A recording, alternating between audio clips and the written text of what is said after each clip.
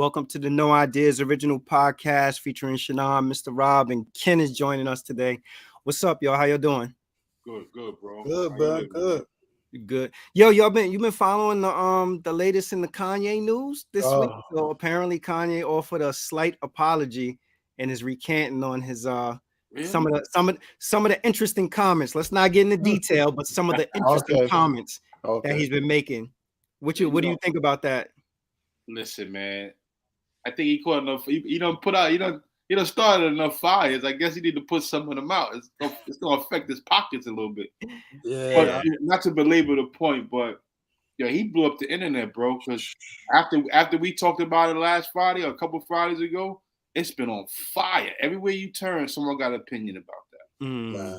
You seen the interview he had with Nori, where Nori tried to walk him off the ledge, Nori tried to bring him back. Like, yeah, you making it hard for us to stick with you. That's yeah, right, exactly, bro. Yo, but Nori getting a lot of backlash now because Drink Champs took it down. Drink Champs took the interview down, and so people are saying that he shouldn't have took it down. Look, my position on it is like I kind of feel like if Nori felt like that he was sorry, it's okay to say sorry. I don't know if he should have took it down or not, but at the end of the day, as a man, that's Nori's decision to make. But people eviscerating him online, bro. Yes, son. Puff was his boss. He done shot and Puff out like he the feds. He's like, hold on, man. You take my checks. Write my checks, bro. Yeah, he was saying some crazy stuff. Oh man. So my thing with it is I hope Kanye gets whatever it is that he's looking for. But seeing like the stuff that he said has spawned a whole bunch of different conversations, even from when you turn around and you look at the stuff now that people are talking about as it relates to Candace Owens' documentary and George Floyd's death. Wow, And there's like a real divide. I saw also on Instagram where Tamika Mallory put up a post, and Tamika Mallory's post was saying that this is kind of demonstrating, if you look closely at your friends, what their beliefs are. And I do see like a lot of people that I'm cool with and that I know like they really taking an interesting position on this about even George Floyd's death. So who knew that this would instigate a bunch of different conversations? What's up, Neville? How you doing, bro? Yes, son. So without further ado, Nev, I see you, son. I want to bring in our guests. And as I was researching this brother, one of the things that really stood out to me is I'm like, damn, like, yo, we've been fortunate enough to do a number of different interviews and talk to a number of different people. And as we're talking to these people, I'm not really thinking like geographically the region that they're from. Right. But with him, for some reason, I'm like, damn, like, like we've because we all grew up on the East Coast. We've talked to a number of people that are East Coast artists. We've talked to artists that are on the West Coast. We've talked to artists from the South, and we've talked to even artists from the North, but have we ever had somebody from the Midwest come on and really rep and kind of school us on Midwest hip hop culture? And that's what kind of resonated for me as we were, as I was researching this brother. So I'm really excited and pleased to bring to the panel Dre Banks. What's up, Dre? How you doing, bro? And Be Peasy in the background. And Be Peasy, aka Baby Paul. What's up, bro? It's a pleasure to have you on the platform, man. Thank you, man. Thank you for having me. I really appreciate it. Yo, what was life like growing up, if you actually fully grew up in Grand Rapids? Because I want to find out later how the connection came together between you and Baby Paul. But what was it like growing up in Grand Rapids, and how did you get ingrained in hip hop? And I asked this because we had a dude on with us a couple of weeks ago, Lord Nez, that said that what sparked him for hip hop was Beat Street. But in my East Coast mind, Beat Street was just like a rite of passage for us. I don't know if in the Midwest brothers was watching Beat Street and being like, that's what I want to do. So I'm just interested in knowing, tell us a little bit about life in Grand Rapids and what actually ingrained you or got you interested in hip hop. Grand Riggedy. Absolutely, man.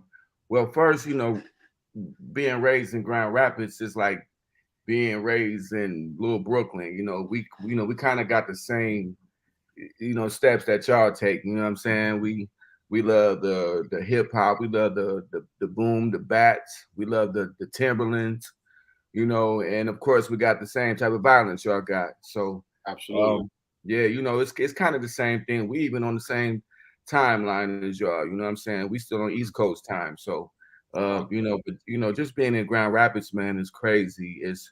It's a nice city, but it's tough right now. You know what I'm saying? So, just some things that I went through. You know, I met B Peasy in high school. We was little, young, Run DMC lovable fans. You know what I'm saying? And you know, we got close because we had an English teacher together, and I used to wrestle my English teacher all the time before we used to come into class, and Paul would just sit there and laugh at me and stuff. So he thought I was a character because I came in school. Born and raised in New York City. At the age of 16, I relocated to Grand Rapids because my mother moved out there. Yeah. Got it. And so he met my loony ass in class. And like I said, me and Paul, we had a love for hip hop. He was coming from New York. And, we was into Run DMC, LL Cool J. That was the stuff to us back then.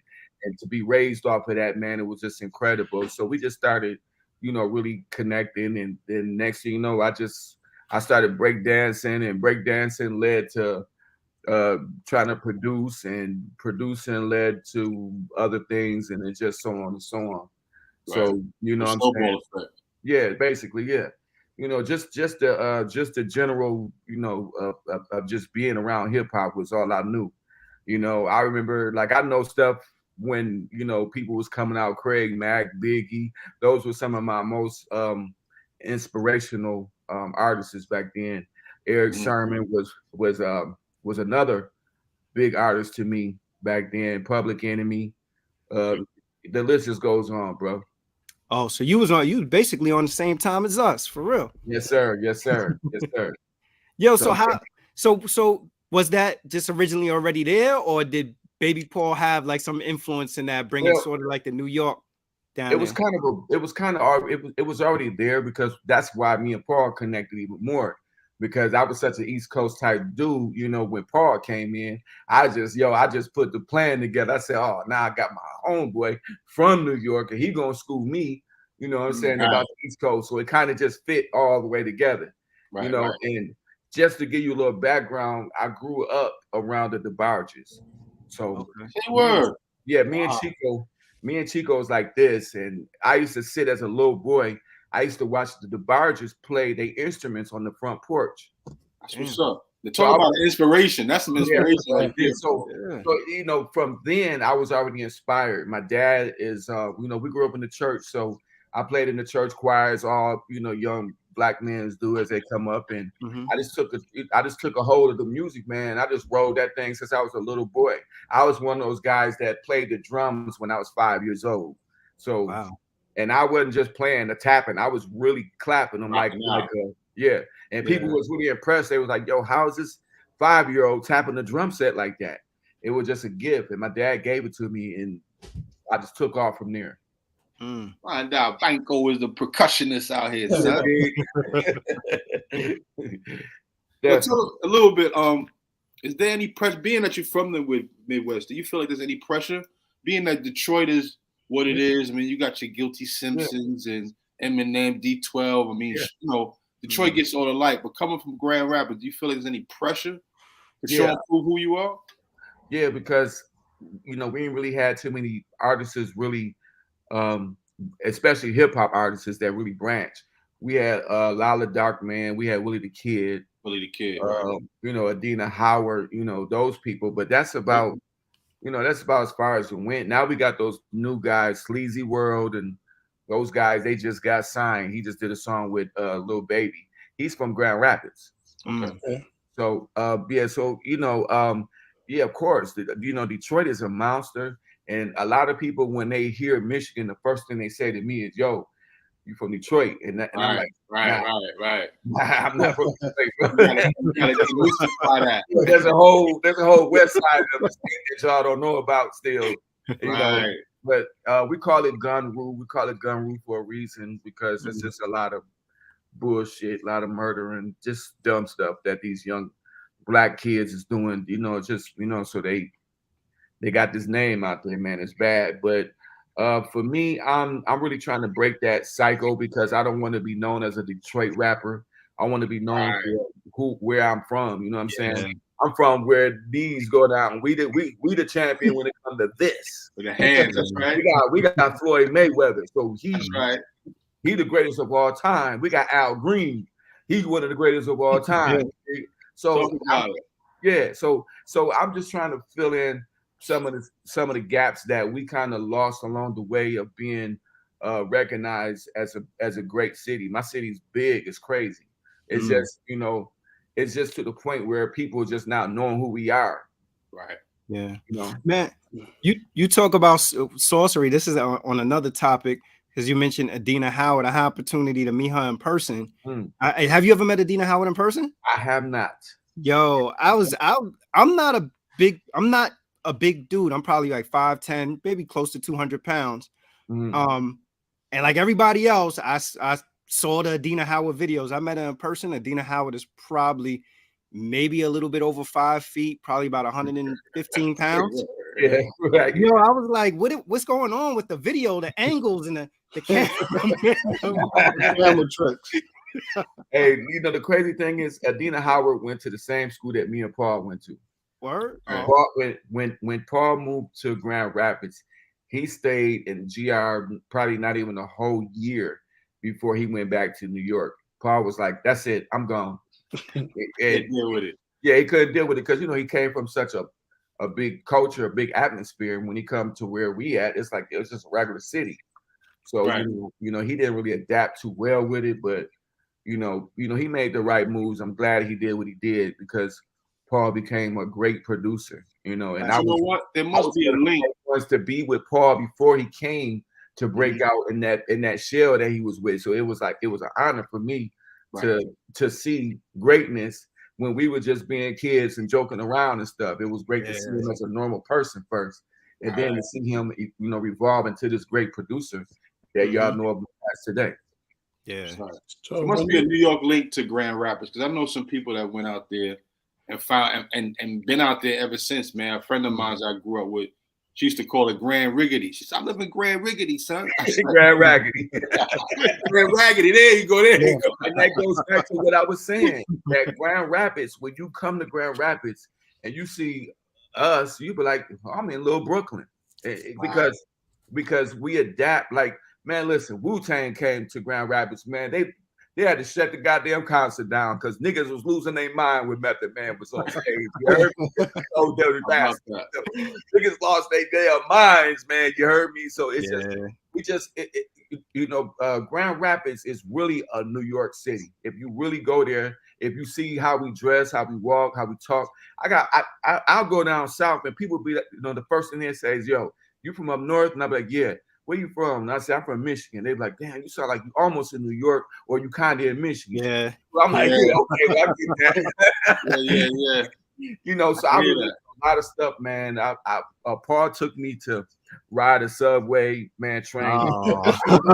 That was initiation, bro. Yeah, that was initiation. You know, because I love the movie Warriors, man. That was my shit.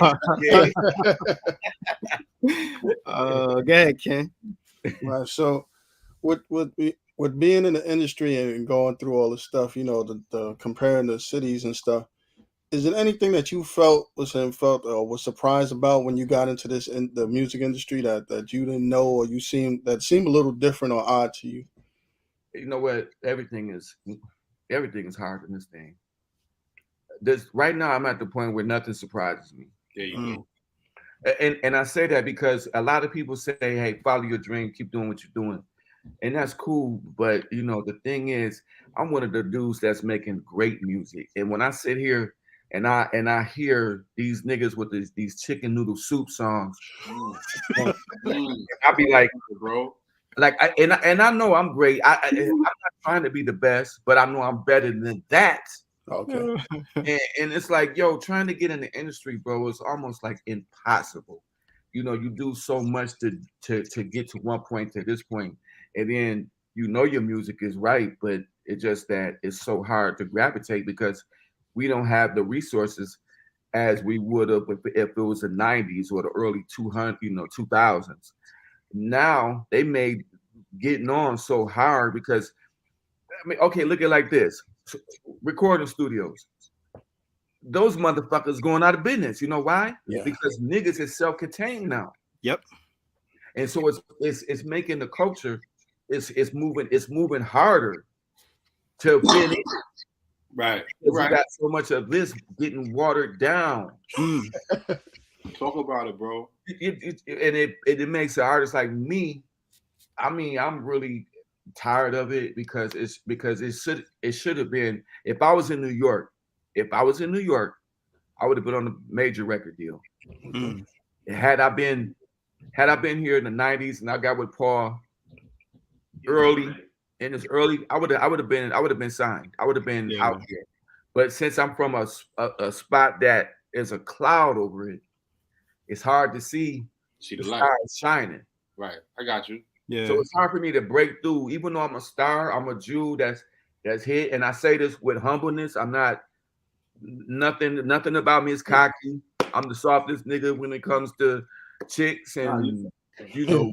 You gotta represent yourself, man. You gotta talk well about yourself, bro. Exactly.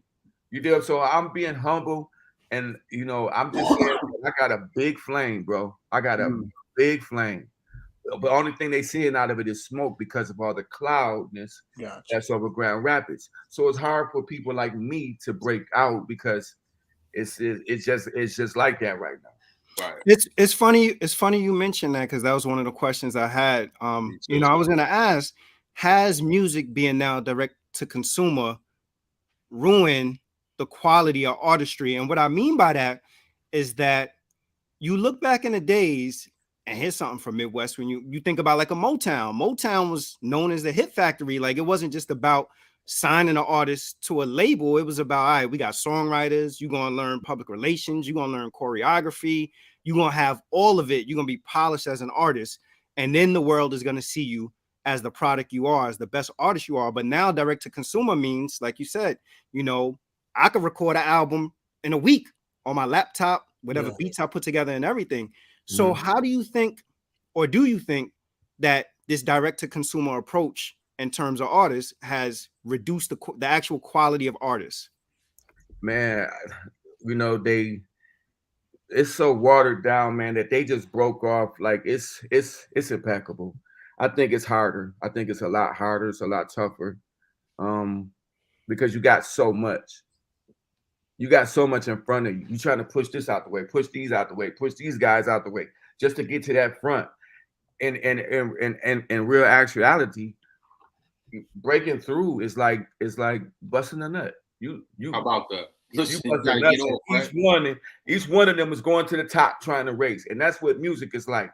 It's like the same thing. You're trying to get to that point, but you got so many other fishes and sperm counts around you that they don't see you because there's 2 million of them around you.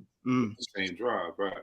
And the thing is that over the time from when music started to now, it's you got a fish, you got a sea full of motherfuckers that's everywhere, and everybody's doing the same goddamn thing. Yo, and I'm glad that oversaturation. Yo, hold on. Shout out to Trina, the first woman to actually know her angles. Go ahead, Rob. Yeah, I'm glad you said that because we're in the era. I believe we're in the era of so many similarities.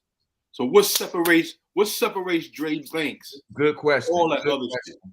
Man, what separates me is I believe that I am purposely trying to be different. I am purposely put into work not to sound like anybody else. I think that's the most thing that I can stick to is that, like, I got so many inspirations of people that, like, if you hear me, you probably say, oh, he sound like French. Oh, he sound like Styles. Or he might sound like T.I. or something. I don't know. But I try to curve from that. Even when I do music, I don't like to listen to too many people. I like to just shut everything down and just listen to me and focus on me. And that's the big thing that I put time and effort, and I make sure that it's quality when you listen to me. That's what makes me different. Right. You know, there's so many rappers in line. That's 2,000 of them that sound alike. How do I stick out from them? I have to come harder. I have to come different ways. I have to talk different. I have to make the music hit different. There's so many things that you can do now to be impeccable that you can lose yourself sometimes trying to be impeccable. But the thing about me is that I've been determined, I've been so grounded to being where I'm at and to working with the people that I'm working with. I've just been solid and I've just been staying my ground and just waiting for my turn, really. You dig? Right. I'm not pushing nothing on nobody. I'm trying to let people figure it out for themselves, you know what I'm saying? To see, hey, it takes work. I don't want no one just to get a free pass knowing me, or if I'm knowing them, I want to work for it. You know what I'm saying? Right, You ain't gotta give me nothing. Just give me the microphone. Let me show you. And if you fuck with me, you fuck with me. If you don't, then hey, you might fuck with someone else that that's signed to me. Right. Right. But even my my guys who signed to me, I spend time with them. Right. Like I really go in the vein with them. You know what I'm saying? It's not just coming to me and we do a song. No, I don't have the time when I'm in there recording. They might spend 2 hours of me talking before they start recording. That's dope. Right. Yeah. Because I'm teaching them things, not just recording, but I'm teaching them things about the music, how to be different, how to stand out, what makes you different than these guys. You know what I'm saying? And I think I figured it out, you know what I'm saying? But I'm at that point now, man, where I'm really trying to blast off. I'm putting a big lighter fluid on this rocket that I got right now. And I'm trying to light it with the smallest candle. Yeah. I appreciate the perspective because we have lost the old art, the old recipe of originality. Yeah. No one wants to step into that lane of being original. Do you know the one? I like that you said that. Do you know the one thing that I told Baby Paul? I said, you know what makes me different? I am hip hop soul. Here you go. Talk about that, bro. We don't have hip hop soul. We got R&B soul. We got very little of that, to be honest with you. I'm back to that too. Right. Because somewhere along the line, you still have to keep that swing, that gutter. Hip hop came from New York. You still got to have some of that in what you do. I don't give a fuck if you're in the East Coast, West Coast, in the Midwest. You still got to bring some of that East Coast. Sprinkle that little shit. Sprinkle that shit. It ain't got to be much. Hey, just let me do a little bit. Hey, that's where we're missing. You know why? Because we haven't taught these young cats about certain individuals that paid their way for us to be here. We haven't taught them that. Right. The people don't. If you ask the average young kid, they don't even know who the fuck the Locks is. That's a travesty. That's a travesty. That's a travesty, bro. They'd be like, Jada, oh, okay, I know Jada.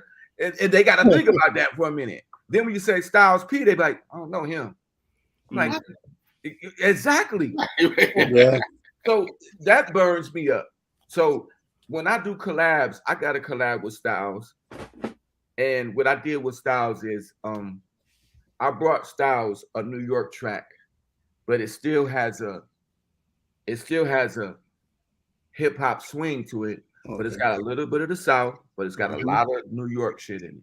Nice. So it fitted Styles P style at that moment. And actually, I think it's one of the best songs that Styles ever did. I'm just not big enough to launch it the way it should be launched. But if it launched, if I was to get a right situation and the motherfucker heard it, they'd be like, yo, I'm fucking with that. Right. I can deal with that because now you're moving with the time of how music is going to move with the time, period. We got the way the bass notes drop now is different. Everything is vibrating. It's moving. I like how you talking, bro. Because sonically, yeah. They got shit that sounds so good now, but when you put a little hip hop swing on it, oh boy, it sounds like you in a church and the gospel man preach to you. But you got these young niggas, and I try to teach my young son. See, my young son knows who Styles and Biggie and Craig Mack is. My son, 19, he knows who those niggas is. There you go. Because I talk to him about, and he sees it. He sees it all the time. He just don't hear me, or he just don't hear his little young Barat Taras. He hears the older schools too, and he learns to appreciate that. You have to, yeah. You know, and that's the formula, man. We losing sight of these young cats, and there's only a few of them that I really like. I like Lil Baby. Okay. I like Lil Baby too. Yeah, I like Lil Baby as a person because he does more than the music. He's a giver. He's not a dude that brags or nothing. He just goes do what he does, and he goes help a community out, and he keeps it moving. And he stays, and he's doing his best to stay out of the way of trouble. But it looks like trouble's knocking on his door. Right. Looking for him. Yeah, that's right. You're right. Yeah. And the Kanye West that y'all was talking about, man. I want to pray for that brother.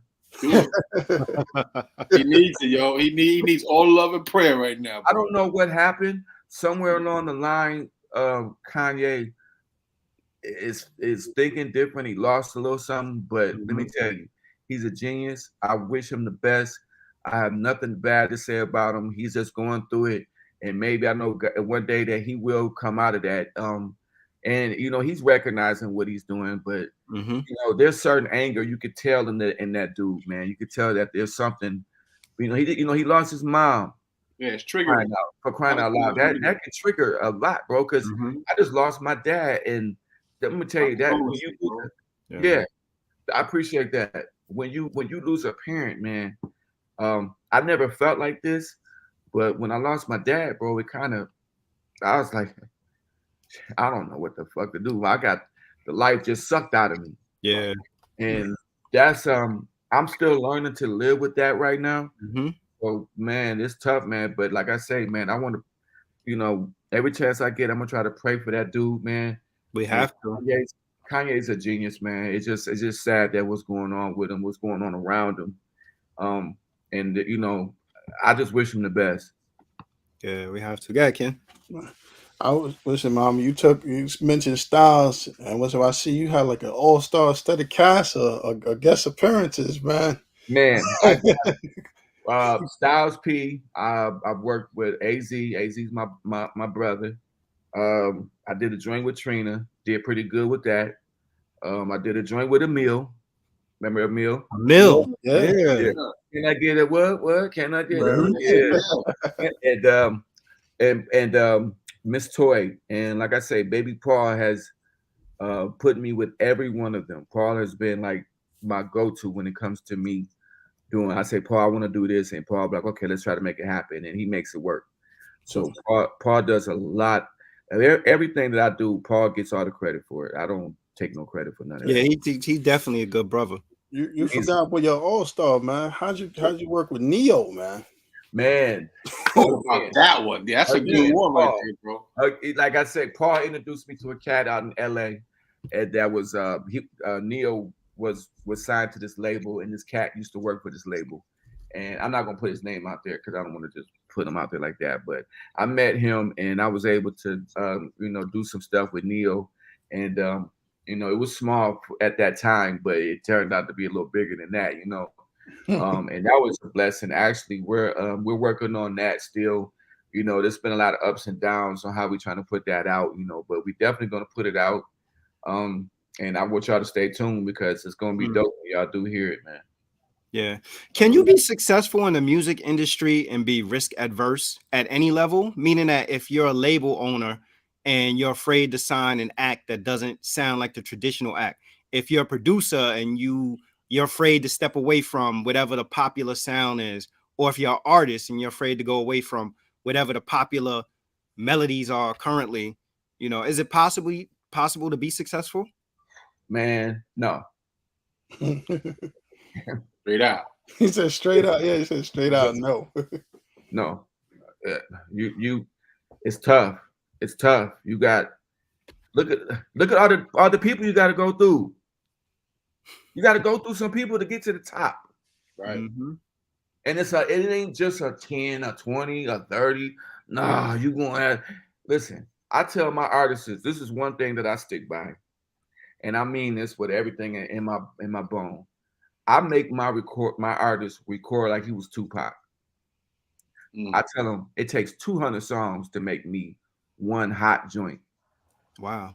Keep working, bro. It's like, I don't mean to be hard on them, but that's what they need. That they need that. That's to look to. That's how you got to judge it. You got to make 200 songs to make one hot one. It takes 30 seconds to get in trouble. It takes you 10, 20 years to get out of it. Mm-hmm. So the same with the hip hop, man. You gotta be anal. It starts with picking the beats right. Mm-hmm. It starts with that. It starts with the beat has to have some type of movement to it. It can't just be a slapper and bap, bap. No, you're not gonna happen. Say goodbye. Say goodbye. Because you know why? There's so many other artists that's coming with that. Boom, boom, boom, boom, boom, and they coming. Yeah. Mm-hmm. Ready or not, here we come. That's right. You're right. And so no. It's Yeah. tough. It's tough. No. We were having a conversation behind the scenes. It was me, Rob, and a producer the other day. Shout out to Jim Stars. And we were talking about, because we're working on this No Ideas Original compilation project. And, you know, we were saying in terms of like the A&R piece and the arrangement of an album, how we would go about, I guess, determining which records we were going to use. And I was saying to him, I was like, we kind of need to have like a forum where all the artists that have actually participated are on and they're listening and we select the music that way. And my thought process with that is that, you know, I don't think one person ears should be the gateway to what the project actually is, right? Like how my ears are in tune may not be how Rob's is in tune, or how your ears, Dre, in tune. And I think that you kind of need, like, you need to have that. It has to be eclectic, you know, it has to be a mosaic of different people to kind of come in and say like, nah, this is dope, you know, because if I'm a diehard boom bap dude and I'm hearing all these records and I'm risk adverse, I may be like, nah, yo, that ain't boom bap. Yeah. Nah, that ain't from my era. Nah, that ain't this. Nah, that ain't that. So it's, to me, it's always important. I think like with these projects and stuff, when I listen to people's albums, I could tell what energy is in the room with them. You know, I could tell them like, yo, this dude made an album for himself, or this dude had other people around him telling them like, nah, you need a track like this. You need this, or you need that. You know, and that makes me think about like just the importance of collaboration, not collaboration from the standpoint where you got somebody writing for you, but collaboration where you got somebody over your shoulder telling you, yo, chill, delete that one that you think is fire. It's not, delete, go to the next joint. That's a good point. That's a good point. I have a very established team that I work with. And like I say, my guys are people that I've been with. I trust in their skills, but you also want to keep in mind, bro. And this is something that this is to any artist that's listening right now. You want to make sure that you keep your circle small. Right. You see that? Because you get too many of these. You get too many. See, the thing with music is, and this is what people forget, and I'm gonna break this down to you. You don't want too many people telling you how to move and do your music. James Brown didn't have 1,000 of his artists in his ear. He had execs in his ear. What makes an artist is feeling. It's about the feel. It's about the feeling, bro. It's about the mood that the artist is in. It's a feeling. It's not, let's go on here and with A to Z is this and that. But no, it's not that, bro. It's how you feel. When you get on that microphone each and every day, it's a different thumbprint. Your vocals is different. The air you breathe in, it smells different. The microphone is tuning in a little softer today than it did yesterday. The slob coming out your mouth right now is a little hotter than it was yesterday. It's a lot of shit that goes in it, bro. The minute you start adding all these suckers up in here, man, they start telling you how to move left and right. You got too many goddamn chiefs. You got too many chiefs. I need more soldiers. Right. Because what happens is you need to be the head of everything. You cut the head off, it's over. Game over. You don't want that. You want someone, you want to build someone so if they cut the head off, you got another head coming up. Yeah. But it can't be 5 or 10 heads. It needs to be the head that's in position. So when you're building that team, you know, like anything else, you take those guys in the studio, because I've seen this happen. How is him? I mean, as an artist and as a person sitting in both, I don't know, I'm not an artist, but as a person sitting in both positions, how hard is it to listen to that guy that's not following the beat of the drummer? So you might have 5 guys in there and 4 guys like, yeah, I'm feeling it. And that one guy's like, nah, I'm not feeling it. You get that all the time. That brings me back to, why are you here? You dig? It's like, so like I got it, for instance, I got my artist, he says, hey, I think this song could be a hit. How do you know that? Nobody knows when they make a hit. A hit just, it doesn't make a hit. It doesn't come out the studio like, I'm done. This is it, motherfuckers. It's a hit. This is it. It's ready to go. That's a fact. That's a fact. That ain't how it goes. You know what I'm saying? It doesn't. So I teach them, look, don't worry about making a hit. just worry about creating your zone. Find your comfort zone. Find where you're comfortable at and manifest it to something great. Don't look for each song to be a hit. You want to put this slow song out when we got this big hit song right here that can bring us money, power, and respect. And then later on, we can come with this moo moo moo ma ba kiss me all day joint. Right. Yo, was somebody just clapping in the background? What was that? You know, I'm here right now. I couldn't wait to get up here. Living in the back. Yo, Paul throwing the ditty on it. Take that. Take that. Ditty on, bro. You talking that shit. But you know, but you know what? And just to piggyback on what both of my brothers are saying, man, because I watched the girlfriend boyfriend video, right? But then I watched the behind the scenes video, and something specific that you said. My peoples aren't eating off me; they're eating with me. You know what I'm saying? And we're talking about collaboration, having the right people around you. Talk a little bit about your team, specifically. Who's very instrumental? We know Paul is there.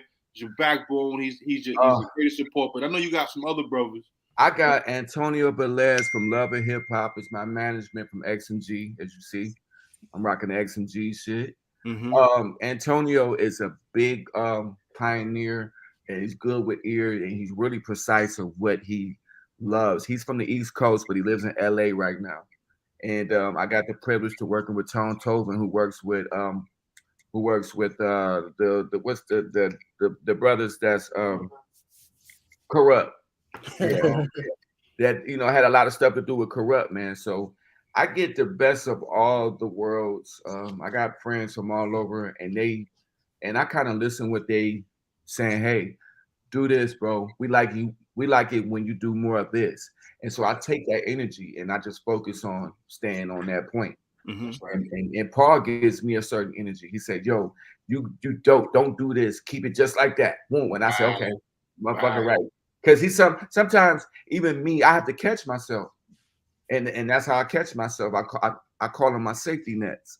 So when I do something, I say I send it right to both of them. That's 2 motherfuckers right there. You got one from the east and one in the west. You let them get in your ear, and then you say, "Hey, you got something there." If both of them are on the same thing I'm on, then hey, we got something. If one of them say, "No, this don't sound right," one say, "Well, it's all right. Let's do work." And I'm like, "Okay, well, that ain't good enough. I need both of y'all to be thumbs up." Yeah, and that's a good way to balance yourself out as an artist. So you're not losing. That's development too, man. Yeah, you're not losing yourself. You dig what I'm saying? You got a one on this shoulder, you got one on this shoulder. And then after that, then you got your other outsiders, who's your family, your friends, and the other people that listen and say, "Hey, that's dope. We love that." I got 20 people in the room, and they all say, "Hey, your tape was dope." But then I got that one motherfucker that's going, yeah. He might be doing that for a couple of reasons. I might have fucked this girl. He might not like me. It could be a lot of reasons. Yeah, you're right. Or he really just don't like me. That's right. But so this is it. We need those people. I need my haters. My boy called me up and said, "Man, we ain't got no thumb. We got a whole ass thumb down." I said, "Good." He took that shit that was he was ready to fight the motherfucker that said the thumbs down. I said, no, nigga. Nah. You need balance. Yeah. Look at Nicki Minaj video. She's got 80 million on there. She's got probably 500,000 thumbs down. Need that. Yeah, I don't think there's an issue with critique or criticism. Like, to me, it's like if you give somebody negative feedback, but if you tell them how they can improve upon it, or if you give constructive criticism, that's when it's a value. Like, you can't just tell somebody, "Yo, you whack." What the fuck I'm supposed to do with "yo, you whack"? Like, yo, you got to be able to actually tell somebody, like, "Nah, I don't like how you rolled the beat. Yo, I didn't like the bars. I didn't like the beat." Whatever it is, so that way they could work on it. Exactly. You're supposed to be to the point. Man, listen, I had a lady on Clubhouse, and I don't like Clubhouse no more.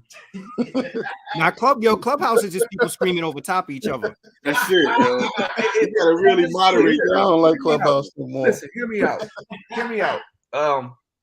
I had a lady get on here a couple weeks ago, and I gave it a test run. I just said, let me just let me just test run this with these motherfucking clowns. And I played my joint Pirates. I don't know if you guys heard Pirates. It's got an ill bounce. This motherfucker told me it was old. I said, I had to catch myself. I said, oh, okay. Let me, you niggas hit me with a curveball. So the next day I woke up with an attitude. I was caught in this little stream of Clubhouse. I was trying to please these motherfuckers. I said, these motherfuckers ain't gonna say this to me. Fuck these motherfuckers. Fuck these motherfuckers. So I paid the next day. I said, look, motherfucker, how much it costs to get on your punk ass platform? He said, $25. I said, here you go, man. Take that 25. I sent this motherfucker a song, and this motherfucker bitch told me, she said, you were out of tune and you need a vocal coach. I said, hold on. I had to catch myself. I was humble. Right. Slow it down. Not knowing that, bitch, I got plaques already. I'm just fucking with you right now. So I'm sitting here like, so I need a vocal coach, huh? Vocal coach. And so she said, yeah, you're not sounding right on here. So I called my vocal coach. Oh, shit. Oh, the phone. That's the vocal coach? So, that's crazy. That's how that run. You are right now live. The vocal coach. And so check it, right? So I get on the phone with my vocal coach, and I say, hey, can you come over here? And she said, what's going on? I said, I need you to come over here and check something. She said, okay. So she came to my house. She came to my studio, and I said, listen to this song and tell me, is there anything off key? She said, okay. And remind you, she's one of the top vocal coaches in Grand Rapids. Her name is Shell Flowers. Shout out to Miss Flowers. And Paul can verify that Shell Flowers is certified. Her nephew is one of the guys that did my Neo song. Okay. Yeah. So they're musically already, they'll tear church down. You heard me? They'll tear church down. So I get her on the phone. She comes to the house. I play the song for her. She says, she put the headphones on. She said, this is perfect. I said, are you sure? Because I was just on Clubhouse and this lady just told me I needed a vocal coach. The whole song was off, everything. I said, do you hear anything off? She said, nope, this thing is perfect. She said, I would have did it exactly like this. So I took the music off and I said, okay, listen to it now. This lady said, nope, everything's perfect. You did a good job. I said, really? And so she left. And this is the thing. I coach people to sing. I show them how to hit notes. Yeah, I'm not a Chris Brown, but I'm a Ty Dollar. I know my notes. Yeah, I know where to go with the notes. I produce these people. I make monsters. So she told me I needed a coach and everything was off. And I couldn't believe it. I said, well, first of all, I'm singing in key because I put it in the key, lady. So that right there, you can miss me with that one. And then you say I need a vocal coach. Well, hello, that's what I do. Because I learned this stuff over the years. Right. And so I'm not saying I'm the greatest of nut of this, but I know what you're doing. What I'm doing. Right. Yeah. And so it was just I just couldn't believe it, man. I'll never give Clubhouse another chance. You're not knowing, so because you never know who you're talking to. It's like, lady, okay, who are you? Are you just sitting back peeling potatoes in your kitchen, and you hearing my song through your bitch ass phone? And that's what I couldn't do it. Fuck out of here. Yo, Dre, Sophia Bill said, is Dre still with 300 or was he released? I am still currently with 300 right now. My songs are still up on there. Spider distribution. I am looking to sign a major right at the moment. I'm not going to say with who because I don't want to spoil nothing, but I'm in the process right now of signing with a major. Nice. Okay, nice. Another thing that I think about is that, East Coast had a distinct sound. West Coast had a distinct sound. The South eventually got a distinct sound. What would you say is the distinct sound of the Midwest, and who's responsible for bringing us that distinct sound? Ooh, man, you got a lot of people in the Midwest, man. You got MC Breed, which was one of the coldest. MC of Breed. all times. Yeah, it was, and rest his soul. MC Breed was one of the ones that back in the day that I would say really brought the Midwest to a point. And the reason why I say that is because he was well known. He put a lot of work in. He's not from Grand Rapids. He's from Flint, Michigan. Shout out to Flint, Michigan. Yeah. So that's 2 hours from me. And like I say, has nothing to do with Grand Rapids. He was just a great individual. His works ethics was crazy. And he just had a short life. Too bad. He had a short life, but I think he was the one that was the part that started it for the Midwest. That made the Eminems, the Thug Bones, they gave them that inspiration. Yeah. I think that I would definitely say MC Breed, man. Yeah, so a lot of people that people forget about that come out of the Midwest. Like even if you look at like a Common, Common, MC Breed was the one that brought Common. He like he was before Common. Common came right after MC Breed, and it worked out perfect for Chicago. Yeah. But Chicago had they got they talent, but it's like this, man. I'm blessed to be in Grand Rapids, because I get the chance to intake the East, the South, and the West. And I get to incorporate all that into my music. And that's what's making me stick out. And I'm going to tell you, I'm going to break. I'm going to break. Claim it, babe. I'm going to break. Just listen, the way I'm moving right now, even my artist is going to break. My artist is tough right now. And he's up there with Little Baby. And I say that with confidence.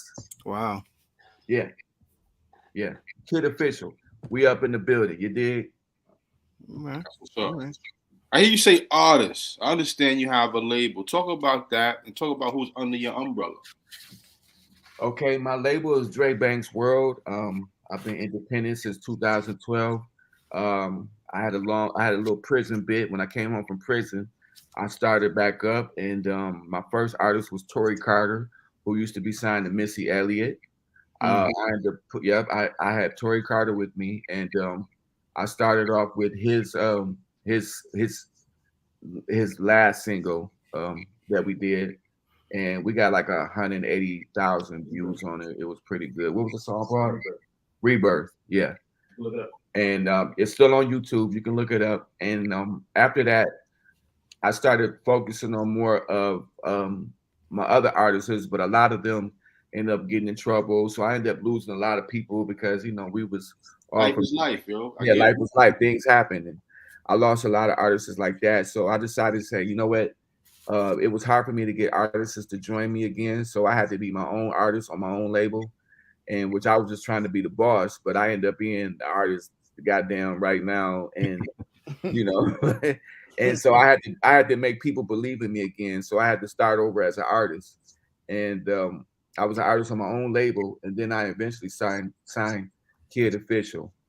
And I've been working with him for the last 3 years. And I came a long way with Kid. I had to get him to the point where he's at now. And right now he's ready for the world to see him. I've been cooking and baking with him and showing him things and training him in the gym to be the next Mike Tyson. And right now, I put his song out in front of a lot of people, and everybody damn near jumped out the window when they heard it. They was like, yo, this is it. This is it. And I was like, okay, calm down. I know it's a hit, but we don't know if it's a hit yet. But I know it got the potential to be a hit if we put the right wings on it. So, yeah, Dre Banks has been around, man, for a minute, man. We've been here for a minute. So I'm just proud of where I'm at right now. And, it's just been a hard road, It's been 10 years. Keep working, bro. Keep working, man. Yeah. It's called show. Absolutely. Absolutely. What would you say? I mean, like, one thing I do appreciate about your music, and somebody in here said it also. Sophia said it too. She said age plays a part as well. But I think one thing I noticed about your music is you've done a good job, of sort of being cross-generational. Like your music captures, you could get the young audience because it's melodic, but also if you listen to the lyrics, you know, you get the older generation also involved. And I'm wondering, is that something strategic that you thought of as an artist? Yes, you have to make yourself you have to make yourself different, period. And that's the thing. You just have to be different, man, in every way you can be. And like I say, I'm willing. When you're an artist, you're supposed to be able to do everything. You're supposed to be able to do pop, rap, maybe sing if you can. That's what an artist is. An artist is not just a person who grabs a microphone and say words to it. An artist is a Picasso. That's what it is. You paint. Instead of you painting, you singing, you spitting on that microphone. That's your paint. That's your paint. And you make yourself, you insert yourself into a situation because you know what the people want. You know what the people want. You've been doing it long enough. You get what I'm saying? People follow you. They tell you, hey, this is nice. Or they say, no, this ain't nice. No, you keep it up. You keep going. You keep going. You keep reinventing yourself. That's the beauty about music, is that you can stop your own self and reinvent yourself. Right. You can lock in and say, hey, you know what? I don't like how I did that. Let me go back and do this again. When I used to be in the recording studio with famous Robin Robbins, okay, with Bob Seger. Okay. He's a rock and roll type dude. You did Phil Collins. I used to sit in the studio with this man. These guys are signed to Columbia. I would be in the studio with these guys, and they would put the bar from here to here, from here to here, and they would make a motherfucker say that same line 200 times. 200 times, bro. And I would always sit there and wonder, why the fuck is y'all doing that so much? Get that shit out. That's why you charging me so damn much, because you recording the same line 200 times. But he wanted to say it right, though. So until you get it right. It took me later to find out what he was doing. Right. And I understand it now. And so the reason for that, that's because you want that shit to sound right. So now, to this day, I still use that same method. I don't do it as much. I might say that same line 10 to 20 times. See, I try to get to the point where I don't have to record it that much. You have to make yourself go from doing it 100 times to how I can narrow it down to 10 times. Because now I can do it 10 times. I know one of those 10 is going to work. Right. Yeah. And that's how you got to feel about it. You got to put yourself in the matrix, man. Did you see the story recently that came out where Tony Yayo was saying that Dr. Dre made 50 Cent redo a verse or redo it? I think he said he made him redo a line like 100 times. I don't know if it was in the club or one of them songs. I believe it. Dre's a perfectionist too. Yeah, I believe it. I believe it. Man, this stuff can go left and right so many ways, man. So many people. That's the beauty about music. Everybody came out different. No one came out the same. You know what I'm saying? It wasn't the same formula for everybody. Everybody ain't the same. You know, you got to break off. Sometimes, Nelly had to break off from his crew to become Nelly, and then to bring his crew in. That was smart. Some people can't all go in together as Goody Mob did, or what I'm saying, or whoever. Some people. Wu-Tang came out, but guess who came out first? Yeah, you damn right.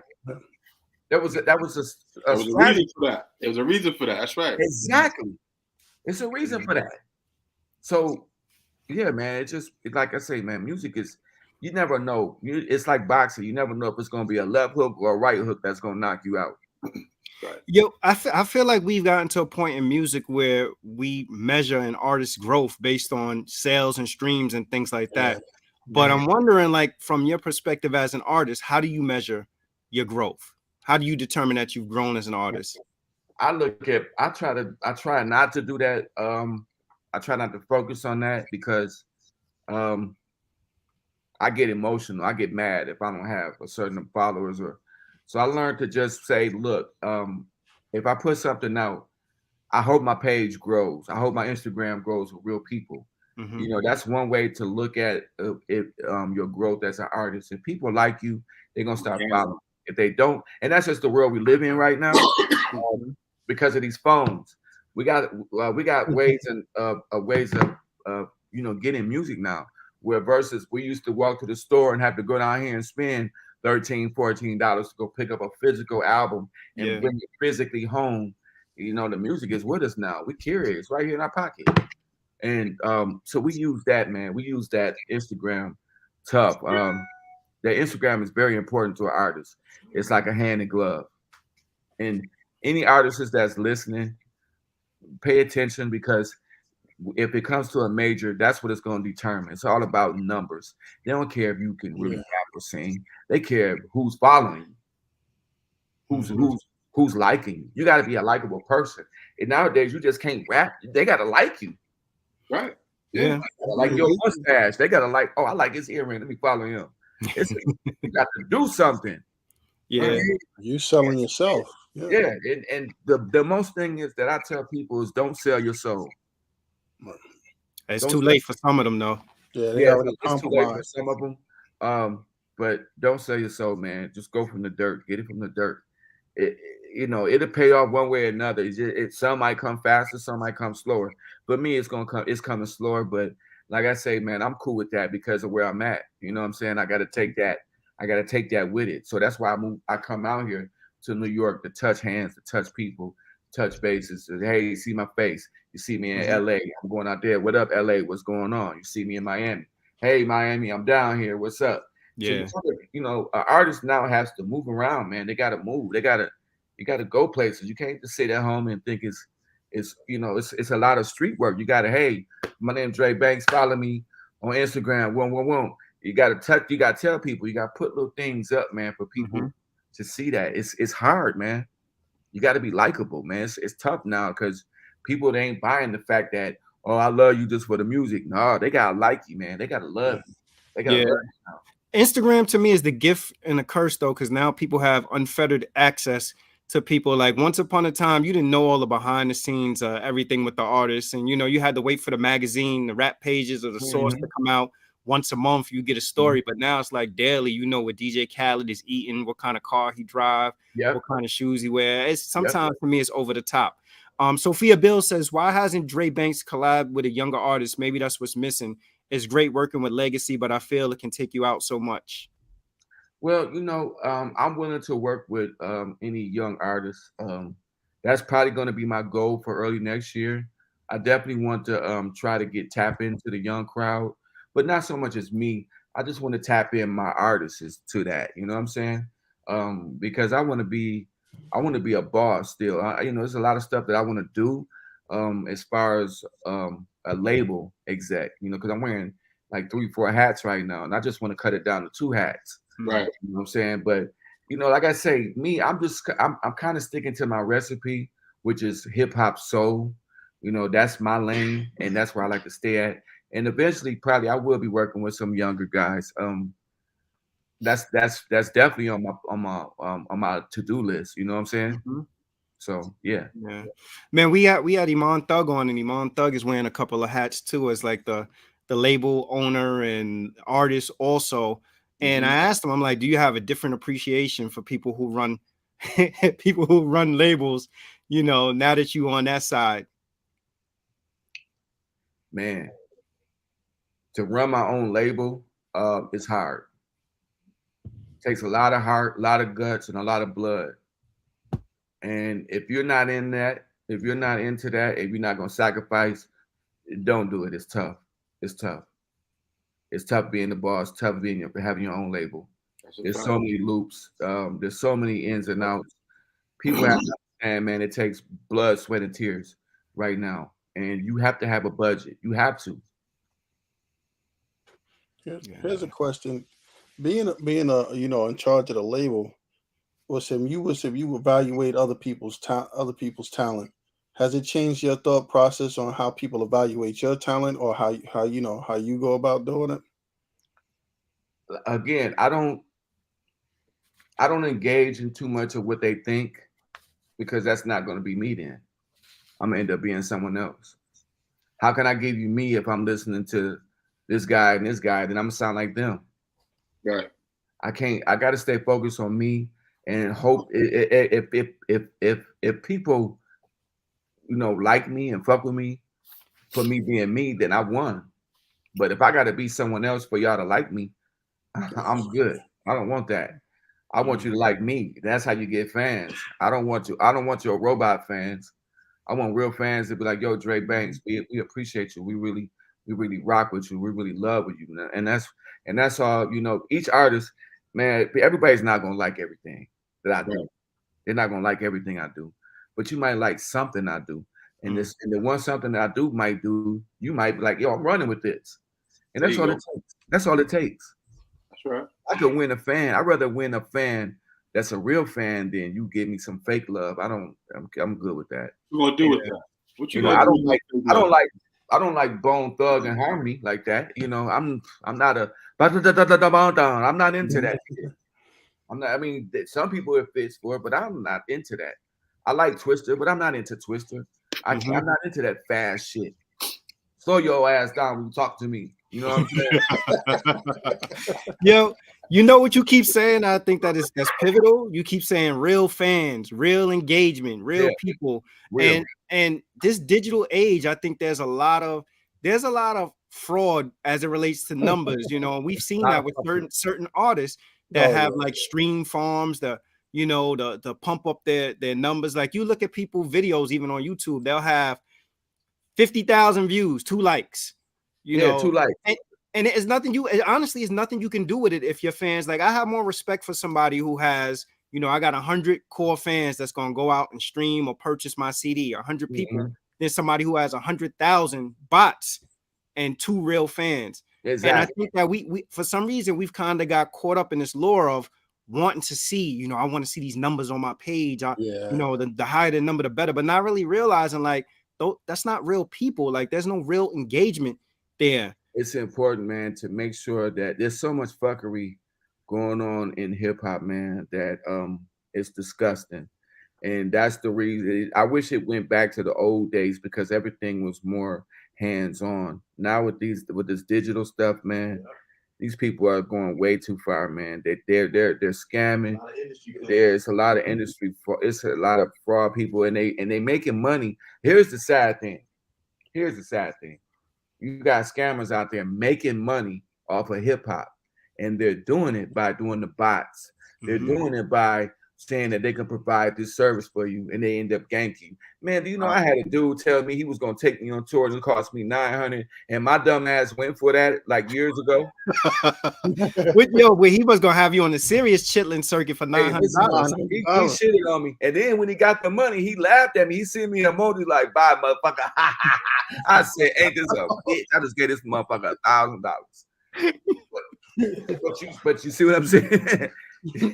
You're gonna lose more than you win, man, because everybody done figured out how to move through hip hop. They move different ways through hip hop to scam. They scamming people. They making you say, "Hey, man, we'll provide a service. We'll put you on Instagram and we'll flash your shit out in front of 100,000 people." Yeah, well, that might be true, but then again, you might be paying for a whole machine to push your Instagram while you scamming everybody else for 50 and 100 out of a month. And you pay a regular motherfucker just to get you, you know, you can robot that shit, 15,000, 20,000 views, 20. You might get a couple real people out of it, but that's how water is dangerous, bro. These people that clean your bank accounts out. There's a mission to clean your bank account out. They don't care about you. They don't care about your music. They just on your page looking and trying to say, "Hey, I gotta get my $100 off this nigga." Right? Yeah, I would have spent that $900 on tour looking for him.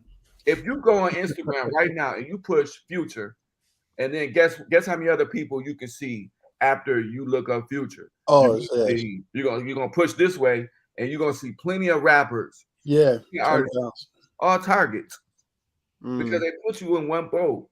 They put you in one bowl, and and then you got the scammers going like this. Okay, I'm gonna get him, write this nigga name down, write this nigga name down. Let me send this nigga a message, and then you send 20 messages out a day. Probably 5 of them gonna bite. Yeah. Yo, thank God you're a changed man, because that $900 would have probably went to going on tour to find him. Man, I would have put him for $900. You heard me? I ain't gonna do it. I'm gonna find you and kill you. You heard me? Great. Sophia said, "Is Summer Bunny a part of XMG?" Summer Bunny used to be a part of XMG. My manager Antonio Velez used to manage her on Love and Hip Hop. She kind of murdered her way out of the situation because she done ran up on a football player and once she got with a football player, music didn't matter no more. She didn't come up. That's it. That was it. It's no story behind Summer Bunny. I wish her well, but she played her own self. But hey, I wish her luck. So the album is called Checkmate? No, the album is called No Taking Losses, hosted by Superstar J. That's out right now. It's out right now. Okay. Tell us who's featured on that project. Oh man, listen. I got a couple of my pioneer homies on there. I kind of stayed with me and my artist, Kid Official, more on this because I wanted to put him out as much as possible because I was preparing to put out his new mixtape early next year. But on this album, I got Kid Official, I got Styles P, I got AZ, I got Junie Knots. Yeah, that's it. Junie Knots is your son, right? Yeah. Nice. So you are working with somebody young, son. Listen, I brought my son up the same way I came into music, and he is a monster. He took the Atlanta sound and went crazy with it, and he's now signed with Money Man. Oh, nice. Yeah, he's with Empire now. That's dope.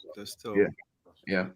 Well, Dre, before we end off, we got your IG on the screen, but tell people how they could go about getting in contact with you. Tell them where else they can find you. Look, you can check me out on I am Dre Banks on Instagram and Twitter, and you can find me on TikTok, official Dre Banks. Okay. All right. I want to thank you. Go ahead, Paul. We see you in the back.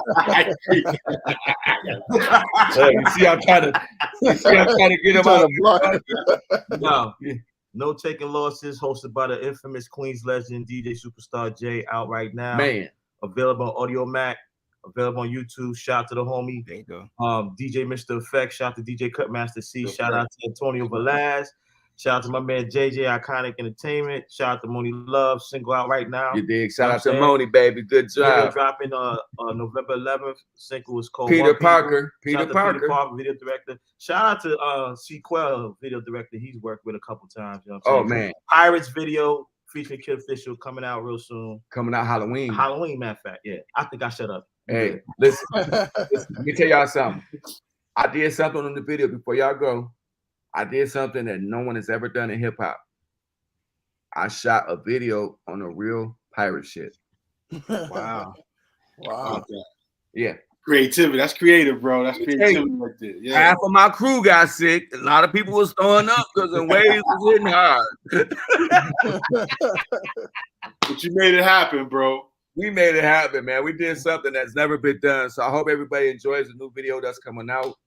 Man, Pirates is doing this thing right now. If y'all haven't heard Pirates, any of y'all listeners that's out here right now, go to YouTube, type in Dre Banks, No Taking Losses, or just type my name in, and you will see the No Taking Losses mixtape. Make sure when you do listen to that tape, y'all check out Pirates. There it is. Run it up on all streaming platforms. Dre Banks, appreciate you, bro. Man, I appreciate you for having me, man. Anytime. Yo, Dre, stick around. I want to build with you behind the scenes. Yes, sir.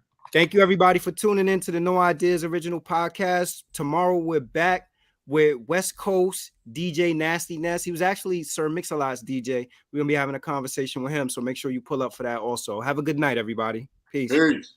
Peace.